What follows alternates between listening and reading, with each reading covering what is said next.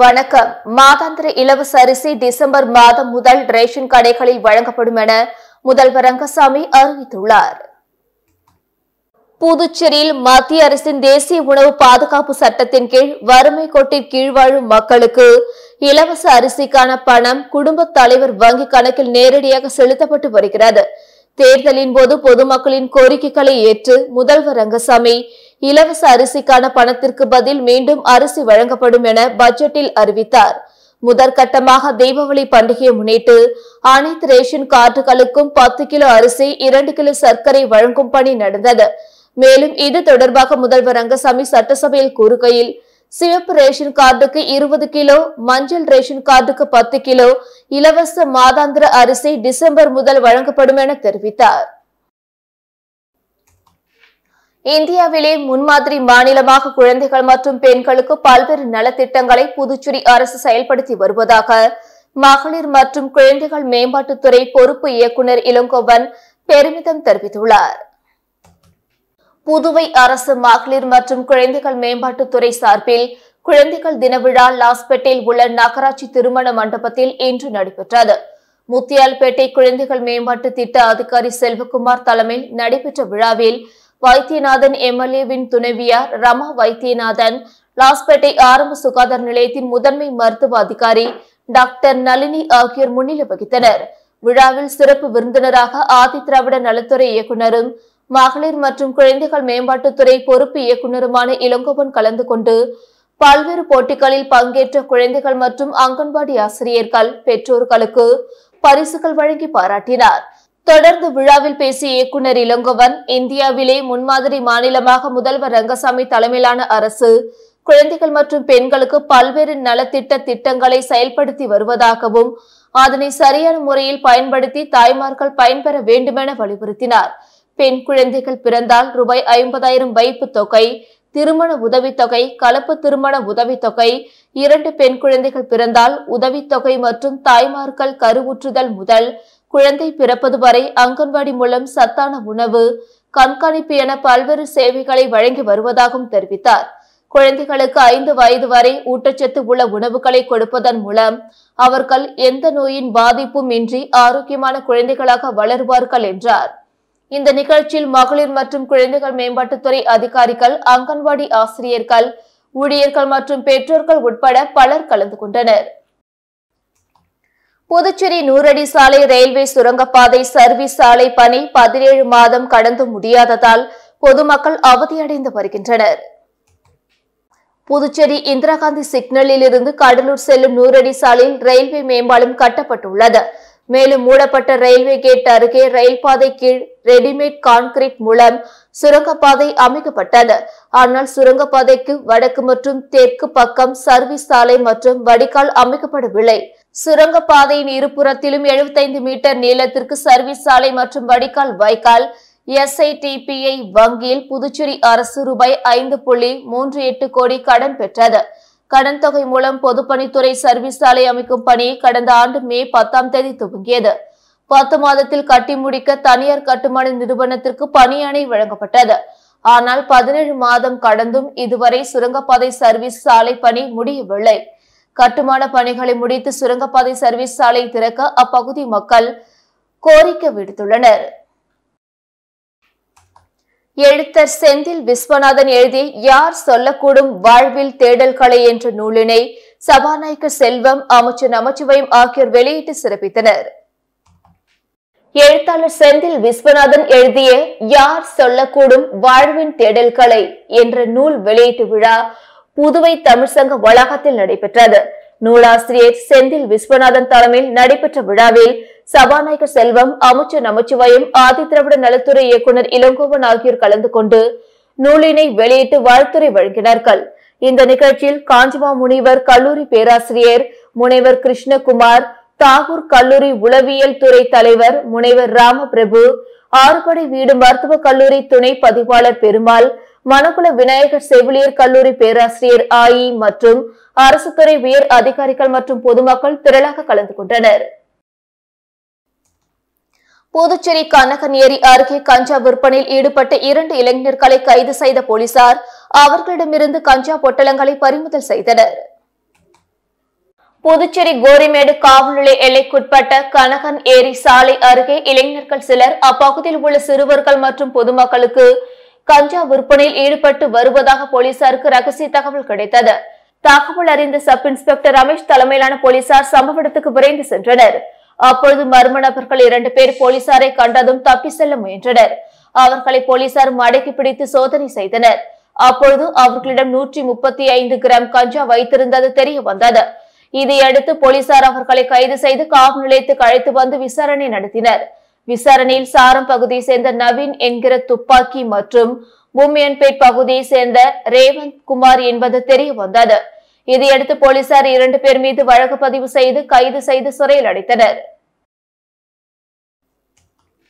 ஏனாம் தொகுதியில் நெறிமுறைக்கு மாறாக உள்ளூர் அரசு அதிகாரிகள் தொடர்ந்து செயல்படுவதாக கூறி அதை கண்டிக்கும் வகையில் அரசு நிகழ்ச்சிகளை புறக்கணிக்க போவதாக பாஜக ஆதரவு சுயேட்சை எம்எல்ஏ கொல்லப்பள்ளி ஸ்ரீனிவாஸ் அசோக் தெரிவித்துள்ளார். இது தொடர்பாக அவர் வெளியிட்டுள்ள அறிக்கையில் ஏனாம் தொகுதி அதிகாரிகள் மரபுகளை மீறி செயல்படுவது குறித்து சட்டப்பேரவை உரிமை மீறல் குழுவிடம் புகார் அளித்தேன். அதன் பிறகும் அதிகாரிகள் நடவடிக்கை மாறவில்லை. ஜனநாயக முறைப்படி தேர்தலில் வெற்றி பெற்றுள்ளேன். ஆனால் புதுவை அரசால் நியமிக்கப்பட்ட மல்லாடி கிருஷ்ணராவ் பெயரை அழைப்பிதழில் வெளியிடுவதும் ஒரே நிகழ்ச்சிக்கு இருவரையும் அழைப்பதும் நெறிமுறைக்கு எதிரானது. இது மக்களால் தேர்ந்தெடுக்கப்பட்ட எம்எல்ஏவை அவமதிப்பதாகும். ஏனாமை தவிர்த்து புதுச்சேரியில் நடக்கும் அரசு நிகழ்ச்சிகளில் மல்லாடி கிருஷ்ணராவ் பெயரை அதிகாரிகள் குறிப்பிடாதது ஏன் என்பது என்னுடைய கேள்வி. உள்ளூர் அதிகாரிகள் தொடர்ந்து அழைப்பிதழில் அவரது பெயரை இடம்பெற செய்வதை வாடிக்கையாக வைத்துள்ளனர். உள்ளூர் அதிகாரிகளின் இச்செயலை கண்டித்து அரசு நிகழ்ச்சிகளையும் குறிப்பாக கல்வித்துறையின் கீழ் நடைபெற்று வரும் அறிவியல் கண்காட்சி நிறைவு நிகழ்ச்சியை புறக்கணிக்கிறேன் என குறிப்பிட்டுள்ளார். வாஸ்கோ நிறுவனம் சார்பில் நடைபெற்ற போதைக்கு எதிரான விழிப்புணர்வு மாரத்தான் ஓட்டத்தை துணை சபாநாயகர் ராஜவேலு கொடியசைத்து தொடங்கி வைத்தார். புதுச்சேரியில் இயங்கி வரும் வாஸ்கோ நிறுவனம் மற்றும் டெக்கத்லான் உடன் இணைந்து போதைக்கு எதிரான 2ஆம் ஆண்டு விழிப்புணர்வு மாரத்தான் ஓட்டம் புதுச்சேரி கடற்கரை சாலை காந்தி சிலை அருகே நடந்தது. இதில் துணை சபாநாயகர் ராஜவேலு சிறப்பு விருந்தினராக கலந்து கொண்டு கொடியசைத்து மாரத்தான் ஓட்டத்தை துவக்கி வைத்தார். இந்த விழிப்புணர்வு ஓட்டத்தில் அனைத்து வயதினர்களும் மற்றும் மாற்றுத்திறனாளிகளும் ஆர்வத்தோடு கலந்து கொண்டனர். பல்வேறு பிரிவுகளில் வெற்றி பெற்றவர்களுக்கு ரொக்க பரிசுகள், நினைவு பரிசுகள் வழங்கப்பட்டது. மேலும் இந்நிகழ்ச்சியில் சிறப்பு அழைப்பாளராக பாடகர், தெருக்குறள் அறிவு, விஐபிக்கள், தொழிலதிபர்கள், முக்கிய பிரமுகர்கள் மற்றும் தன்னார்வலர்களும் கலந்து கொண்டு சிறப்பித்தனர். இந்நிகழ்ச்சிக்கான அனைத்து ஏற்பாடுகளையும் வாஸ்கோ மற்றும் டெக்கத்லான் நிறுவன ஊழியர்கள் சிறப்பாக செய்திருந்தது குறிப்பிடத்தக்கது. புதிய கல்விக் கொள்கையை செயல்படுத்துவதில் உள்ள வாய்ப்புகள் மற்றும் சவால்கள் குறித்து துணைவேந்தர்கள் மற்றும் கல்வியாளர்களின் அமர்வு புதுச்சேரி பல்கலைக்கழகத்தில் நடைபெற்றது. ஞான கும்பம் 2024 ஒரு அமர்வான இக்கூட்டத்தில் இந்தியாவின் பல்வேறு பல்கலைக்கழக துணைவேந்தர்கள் மற்றும் கல்வியாளர்கள் கலந்து கொண்டனர். பன்முக கல்வி முறையை ஒன்றிணைக்கும் இந்த முயற்சியை சிக்ஷா சம்ஸ்கிருதி உத்தன் நியாசின் தேசிய செயலாளர் டாக்டர் அதுல் கோத்தாரி பாராட்டினார். மேலும் நவீன கல்வி முறையில் இந்தியாவின் தனித்துவமான அறிவு பாரம்பரியத்தை ஒருங்கிணைப்பதன் அவசியத்தை வலியுறுத்தினார். பண்டைய ஞானத்தின் நவீன பிரபஞ்சம், வேதங்கள், உபநிடதங்கள் மற்றும் புராணங்கள் போன்ற ஆன்மீக நூல்களில் பொதிந்துள்ள ஆழமான ஞானம், மன ஆரோக்கியம், சுற்றுச்சூழல் பாதுகாப்பு போன்ற இன்றைய உலகின் முக்கிய பிரச்சனைகளுக்கு தீர்வுகளை வழங்கும் திறன் கொண்டது என டாக்டர் கோத்தாரி குறிப்பிட்டார். இந்திய தத்துவத்தில் வேரூன்றிய தார்மீக மதிப்புகள் மற்றும் நெறிமுறை கொள்கைகளை வளர்த்து சமுதாய நலன் சார்ந்த குடிமக்களை உருவாக்குதல் நமது பொறுப்பு என புதுச்சேரி பல்கலைக்கழக துணைவேந்தர் தரணிக்கரசு பேசியது குறிப்பிடத்தக்கது. இந்தியாவின் வளமான அறிவு பாரம்பரியத்தை நவீன கல்வி முறையில் ஒருங்கிணைப்பதன் மூலம் நாம் 21ஆம் நூற்றாண்டின் சவால்களை எதிர்கொள்ளும் பன்முகத்திறன் கொண்ட தலைமுறையை உருவாக்க முடியும். இந்த முயற்சி திருவாரூர் மத்திய பல்கலைக்கழகத்தில் எவ்வாறு சாத்தியமானது என்பதை துணைவேந்தர் கிருஷ்ணன் தெளிவாக விளக்கினார். புதுவை மீனவர்கள் வாழ்வாதார நிதி உதவிக்கான பயனாளிகள் பட்டியல் வெளியிடப்பட்டது. இதில் ஆட்சேபனை ஏதும் இருந்தால் தகவல் தெரிவிக்கலாம் என புதுவை மீன்வளத்துறை சார்பில் அறிவுறுத்தப்பட்டுள்ளது. புதுவை மீன்வளத்துறை இயக்குநர் அலுவலகம் வெளியிட்டுள்ள செய்திக்குறிப்பில் மத்திய அரசின் பிரதான் மந்திரி மத்ஸ்ய சம்பட யோஜனா திட்டத்தில் 2020-2021 நிதியாண்டு முதல் மீன்பிடி தடைக்காலம் மற்றும் மழைக்காலங்களில் மீன் வளங்களை பாதுகாக்கும் பொருட்டு சமூக பொருளாதாரத்தில் பின்தங்கி உள்ள முழுநேர மீன்பிடி தொழிலில் ஈடுபடும் மீனவ குடும்பங்களுக்கு வாழ்வாதாரம் மற்றும் ஊட்டச்சத்து உதவி அளித்தல் என்ற பெயரில் நிதி உதவி வழங்கப்பட்டு வருகிறது. அந்த திட்டத்தின்படி 2024-2025 ஆண்டுக்கு அந்தந்த மீனவ கூட்டுறவு சங்கங்களின் மூலம் சந்தா செலுத்தி உறுப்பினர்களின் பட்டியலை மாவட்ட அளவிலான குழுவுக்கு அளித்து ஒப்புதல் பெறப்பட்டது. அதன்படி புதுச்சேரியில் 13,691, காரைக்காலில் 5,079, மாஹேவில் 372, ஏனாமில் 6,640 என மொத்தம் 25,782 பயனாளிகளின் பட்டியல் மீன்வளத்துறையின் இணையதளத்தில் மக்களின் பார்வை மற்றும் சமூக தணிக்கைக்காக தகவலுக்காக என பதிவேற்றம் செய்யப்பட்டுள்ளது. ஆகவே பயனாளிகளின் தகுதி நிபந்தனைகள் சம்பந்தமாக ஏதேனும் ஆட்சேபனை இருப்பின் அதனை எழுத்துப்பூர்வமாக வரும் 27ஆம் தேதிக்குள் மீன்பிடி துறைமுக அலுவலகத்தில் சமர்ப்பிக்க வேண்டும் என்றும், இது சம்பந்தமாக ஆட்சேபனை ஏதும் பெறப்படாத நிலையில் மேற்படி பயனாளிகள் பட்டியல் இறுதி செய்யப்படும் எனவும் இதன் மூலம் தெரிவித்துக் கொள்ளப்படுகிறது என அதில் குறிப்பிடப்பட்டுள்ளது. புதுவை மாநிலத்தில் மீனவர்களுக்கான வளர்ச்சி நிதியை உயர்த்தி வழங்க வேண்டும் என மாநில மக்கள் முன்னேற்ற கழக தலைவர் ராமதாஸ் கோரிக்கை விடுத்துள்ளார். இதுகுறித்து அவர் வெளியிட்டுள்ள அறிக்கையில், புதுவை மாநில மக்கள் தொகையில் மீனவ சமுதாயத்தினர் 3ஆம் இடம் வகிக்கின்றனர். புதுவை ஒன்றியத்தில் 11 தொகுதிகளில் வெற்றியை தீர்மானிப்பவர்களாக மீனவர்கள் உள்ளனர். ஆனால் புதுவை அரசியல் கட்சியினர் மீன்வள தினத்தில் வாழ்த்துக்களை கூற முன்வரவில்லை. போட்டிகள் நடத்தியிருப்பதாக கூறியதும் ஏற்கும்படி இல்லை. உண்மையில் மீனவர் பிரச்சனைகளை கேட்டு தீர்வு காண வழிமுறைகளை வரையறுத்திருக்க வேண்டும்.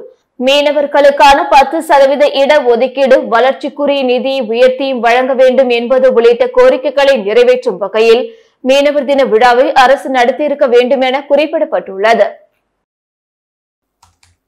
புதிய காற்றழுத்த தாழ்வு நிலை காரணமாக புதுச்சேரியில் கடல் சீற்றமாக காணப்பட்டதுடன் பலத்த காற்று வீசியது.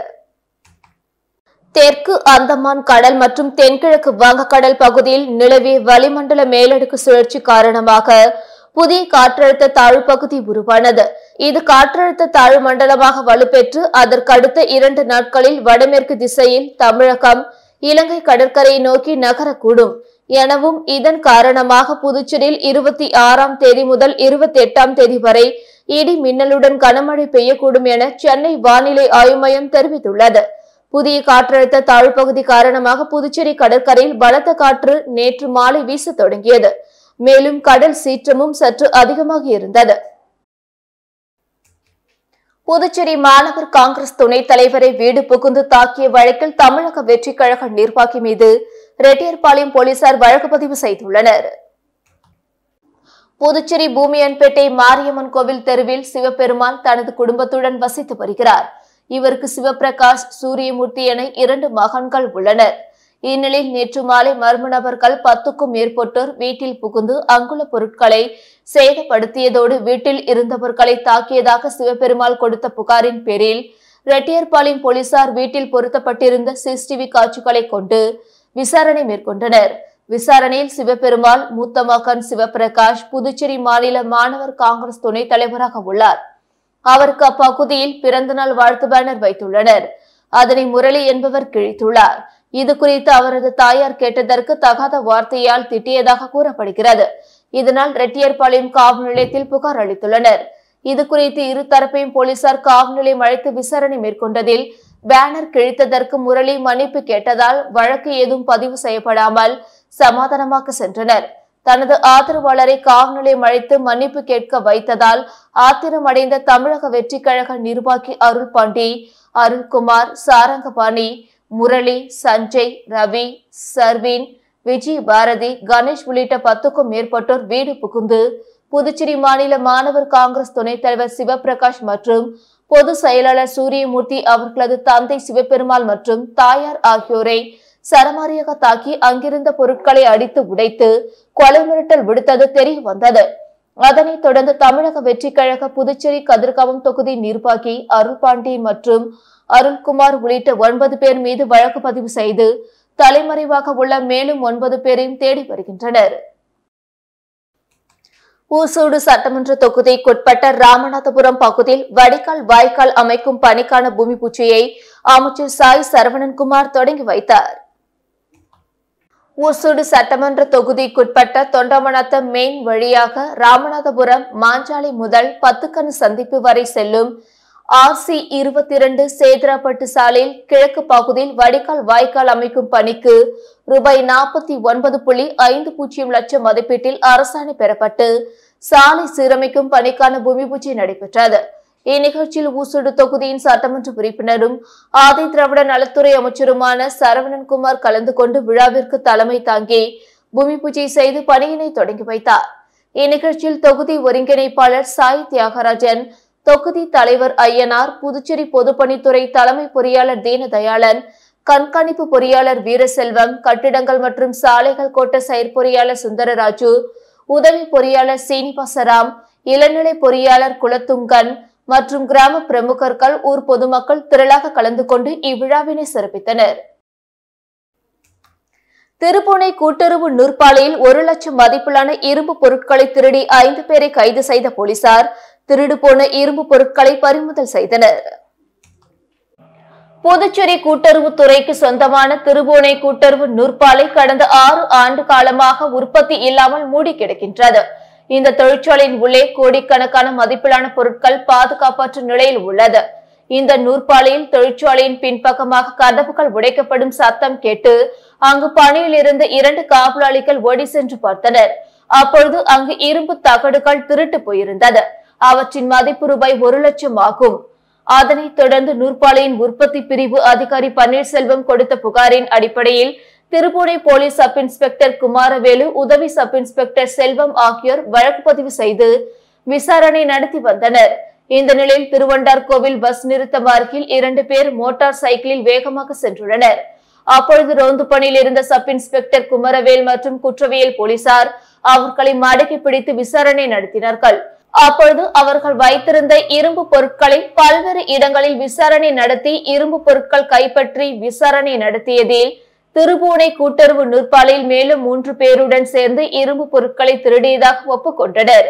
அதனைத் தொடர்ந்து பிரகாஷ், உத்ரா, தமிழ்மாறன், சூர்யா, மணிகண்டன் ஆகிய 5 குற்றவாளிகளை கையும் களவுமாக பிடித்து புதுச்சேரி குற்றவியல் நீதிமன்றத்தில் ஆஜர்படுத்தி காலாப்பட்டு மத்திய சிறையில் அடைத்தனர். இதேபோல் கடந்த ஆண்டு இந்த நூற்பாலையில் 12க்கும் மேற்பட்ட மோட்டார்கள் காணாமல் போனது குறிப்பிடத்தக்கது. புதுச்சேரி கடலோர பகுதிகளில் நாளை முதல் சூறாவளி காற்று வீசக்கூடும் என மீனவர் நலத்துறை அறிவித்துள்ளது. இது தொடர்பாக புதுச்சேரி மீன்வளம் மற்றும் மீனவர் நலத்துறை இயக்குநர் தெய்வ சிகாமணி வெளியிட்டுள்ள செய்திக்குறிப்பில், சென்னை மண்டல வானிலை ஆய்வு மைய அறிக்கையின்படி தெற்கு வங்கக்கடல் பகுதிகளில் உருவாகக்கூடிய காற்றழுத்த தாழ்மண்டலம் காரணமாக 26ஆம் தேதி தமிழகம், புதுச்சேரி கடலோர பகுதிகளில் சூறாவளி காற்று மணிக்கு 35 முதல் 45 கிலோமீட்டர் வேகத்திலும் இடையிடையே 55 கிலோமீட்டர் வேகத்திலும் 27, 28ஆம் தேதிகளில் கடலோர பகுதிகளில் சூறாவளி காற்று மணிக்கு 55 முதல் 65 கிலோமீட்டர் வேகத்திலும் இடையிடையே 75 கிலோமீட்டர் வேகத்திலும் வீசக்கூடும். எனவே புதுச்சேரி மீனவர்கள் ஆழ்கடல் பகுதிகளில் மீன்பிடிக்க செல்வதை தவிர்க்குமாறும், நாளை முதல் மறு அறிவிப்பு வரும் வரை மீனவர்கள் கடலுக்கு மீன்பிடிக்க செல்ல வேண்டாம். மேலும் கடலில் உள்ள விசைப்படகுகள் அனைத்தும் 25ஆம் தேதிக்குள் கரை திரும்ப வேண்டும் என்று அவர் கூறியுள்ளார். புதுச்சேரி அரசு நிதிநிலை சுகாதார சேவைகள் மீதான தணிக்கை சட்டசபையில் சமர்ப்பிக்கப்பட உள்ளது. புதுச்சேரி அரசு துறைகள் மீதான இந்திய கணக்காய்வு மற்றும் தணிக்கை துறை தலைவரின் அறிக்கை சட்டசபையில் வைக்கப்பட்டு கவர்னருக்கு கட்டாயம் அனுப்பப்படுகின்றது. இது மட்டுமின்றி எம்எல்ஏக்களின் கவனத்திற்காகவும் வழங்கப்படுகின்றது. அதன்படி மார்ச் 2022 முடிவடைந்த ஆண்டிற்கான பொது சுகாதார உள்கட்டமைப்பு மற்றும் சுகாதார சேவைகளின் மேலாண்மை குறித்த செயல்திறன் தணிக்கை அறிக்கை வைப்பதற்காக யூனியன் பிரதேச அரசாங்கத்திற்கு அனுப்பப்பட்டது. இதேபோல் மார்ச் 2023 முடிவடைந்த ஆண்டிற்கான புதுச்சேரி யூனியன் பிரதேச அரசின் நிதி தணிக்கை அறிக்கை சட்டசபையில் வைக்க அனுப்பப்பட்டுள்ளது. இத்தகவலை மாநில முதன்மை கணக்காய தலைவர் ஆனந்த் தெரிவித்துள்ளார். தலை, கை, கால்கள் துண்டித்து வாலிபரின் சடலத்தை கல்குவாரில் வீசிய கொலையாளிகளை பிடிக்க டிஎஸ்பி தலைமையில் 3 தனிப்படைகள் அமைக்கப்பட்டுள்ளது. புதுச்சேரி அடுத்த வானூர் தாலுகா திருவக்கரை பகுதியில் உள்ள அரசுக்கு சொந்தமான கல்குவாரியில் நேற்று முன்தினம் தலை, கை, கால்கள் துண்டு துண்டாக வெட்டப்பட்ட நிலையில் 30 வயது மதிக்கத்தக்க ஆணின் உடல் கண்டெடுக்கப்பட்டது. உடல் பாகங்கள் வெட்டப்பட்டுள்ளதால் அவரை அடையாளம் காண முடியாத நிலை ஏற்பட்டுள்ளது. துண்டிக்கப்பட்ட தலையை தேடி வரும் போலீசார் அந்த நபர் யார், அவர் எந்த ஊரை சேர்ந்தவர், எதற்காக கொலை செய்யப்பட்டார் என விசாரித்து வருகின்றனர். இந்த சூழலில் கொலைக்கான தடயங்கள் ஏதும் கிடைக்காததால் விழுப்புரம் எஸ்பி தீபக் சிவாஜ் உத்தரவின் பேரில் கோட்டக்குப்பம் டிஎஸ்பி சுனில் தலைமையில் 3 தனிப்படைகள் அமைக்கப்பட்டுள்ளன. வானூர் இன்ஸ்பெக்டர் சிவராசன், மரக்காணம் இன்ஸ்பெக்டர் பாபு, குற்றப்பிரிவு சப் இன்ஸ்பெக்டர் மணிமாறன் ஆகியோர் தலைமையில் அமைக்கப்பட்ட 3 தனிப்படையினர் கொலை குறித்து கல்குவாரிக்கு அருகில் உள்ள பகுதிகளில் தீவிரமாக விசாரித்து வருகின்றனர். புதுச்சேரி மற்றும் காரைக்கால் துறைமுகங்களில் 1ஆம் எண் புயல் கூண்டு ஏற்றப்பட்டுள்ளது. வங்கக்கடலில் நிலவும் காற்றழுத்த தாழ்மண்டலம் காரணமாக முன்னெச்சரிக்கை நடவடிக்கையாக புதுச்சேரி மற்றும் காரைக்கால் பகுதிகளில் மீனவர்கள் எவரும் கடலுக்கு மீன்பிடிக்க செல்ல வேண்டாம் என்று மீன்வளத்துறை அறிவுறுத்தியது. இதனால் கடலுக்குள் மீன்பிடிக்க சென்ற மீனவர்கள் கரைக்கு திரும்பிவிட்டனர். பெரும்பாலான மீனவர்கள் கரை திரும்பியதால் துறைமுகம் முழுவதும் படகுகள் நிரம்பி உள்ளன. வானிலை எச்சரிக்கை காரணமாக மீனவர்கள் அனைவரும் பாதுகாப்பாக இருக்கும்படியும் அதிக மழை பெய்ய வாய்ப்புள்ளதால் கட்டுமரம், வலை, விசைப்படகு ஆகியவற்றை உரிமையாளர்கள் அவ்வப்போது கண்காணித்து பாதுகாத்துக் கொள்ளுமாறும் மீன்வளத்துறை அறிவுறுத்தியுள்ளது. மீன்வளத்துறையின் அவசர கால கட்டுப்பாட்டு அறை 24 மணி நேரமும் இயங்கி வருகிறது. எனவே மீனவர்கள் அவசர உதவிக்கு 0413235302 என்ற எண்ணிலோ அல்லது அவசர கால செயல் மையத்தின் டோல் ஃப்ரீ நம்பர் 1070 மற்றும் 1977 தொடர்பு கொள்ளலாம் என்று மீன்வளத்துறை அறிவுறுத்தியுள்ளது. இதனிடையே புதுச்சேரி மற்றும் காரைக்கால் துறைமுகங்களில் மீனவர்களை எச்சரிக்கும் வகையில் புயல் கூண்டு ஒன்று ஏற்றப்பட்டுள்ளது. பங்கு சந்தையில் முதலீடு கிடைக்கும் என கூறி புதுச்சேரி ஆசிரமத்தை சேர்ந்த முதியவரிடம் ரூபாய் 6.3 கோடி மோசடியில் ஈடுபட்டவர்கள் குறித்து புதுச்சேரி சைபர் கிரைம் போலீசார் விசாரணை நடத்தி வருகின்றனர். புதுச்சேரி வாழைக்குளம் பகுதியில் வசித்து வருபவர் அஷித் குமார் மித்ரா. இவர் அரவிந்தர் ஆசிரமத்தில் தன்னார்வ தொண்டு செய்து வருகிறார். மேலும் நீண்ட ஆண்டுகளாக பங்கு சந்தையிலும் பணம் முதலீடு செய்து சம்பாதித்து வருகிறார். இந்நிலையில் கடந்த 2 மாதங்களுக்கு முன்பு அஷித் குமாரை வாட்ஸ்அப் பங்கு சந்தை குரூப்பில் அடையாளம் தெரியாத நபர்கள் இணைத்துள்ளனர். அதில் உரையாடிய நபர்கள் அஷித் குமார் விவரங்கள் மற்றும் வங்கி கணக்கு குறித்து கேட்டறிந்துள்ளனர். பின்னர் அவரை தங்களின் பங்கு சந்தையில் சேர்த்துக் கொள்வதாகவும் அதில் அவர் முதலீடு செய்தால் அதிக லாபம் ஈட்டலாம் எனவும் ஆசை வார்த்தை கூறியுள்ளனர். இதனை நம்பி அஷித் குமார் முதலில் சிறு தொகையை செலுத்தி அதற்கான லாபத்தை பெற்றுள்ளார். அதனைத் தொடர்ந்து அந்த குழுவில் பேசியவர்கள் இன்னும் அதிக பணம் செலுத்தினால் இரட்டிப்பு லாபம் கிடைப்பதாக ஆசை வார்த்தை கூறியுள்ளனர். இதனைத் தொடர்ந்து அவர் சிறு சிறு தவணைகளாக ரூபாய் 6.3 கோடி வரை முதலீடு செய்துள்ளார். ஒரு கட்டத்தில் தாம் முதலீடு செய்த பணத்திற்கு லாபம் வராததை கண்ட அஷித் குமார் அந்த வாட்ஸ்அப் குழுவில் அறிமுகமான நபர்களை தொடர்பு கொள்ள முயன்ற போது 6 கோடியை மீண்டும் பெற வேண்டும் என்றால் கூடுதலாக பணம் முதலீடு செய்ய வேண்டுமென அந்த நபர் தெரிவித்துள்ளார். இதனை கேட்டு அதிர்ச்சியடைந்த அஷித் குமார் தான் ஏமாற்றப்பட்டதை உணர்ந்து புதுச்சேரி சைபர் கிரைம் காவல் நிலையத்தில் புகார் அளித்தார். அதன் பேரில் போலீசார் வாட்ஸ்அப்பில் போலி ஷேர் மார்க்கெட் மூலமாக நூதன பண மோசடியில் ஈடுபட்ட கும்பல் குறித்து தீவிர விசாரணை நடத்தி வருகின்றனர். காவல்துறை எத்தனை முறை எச்சரித்து விழிப்புணர்வு ஏற்படுத்தினாலும் செய்தித்தாள்கள் மற்றும் ஊடகங்களில் இது குறித்து செய்தி வெளிவந்தாலும் மக்கள் பேராசைப்பட்டு தங்கள் பணத்தை இழப்பது தொடர்கதையாகி வருவது வருத்தத்தை ஏற்படுத்தியுள்ளது. இத்துடன் செய்திகள் நிறைவடைந்தன. வணக்கம்.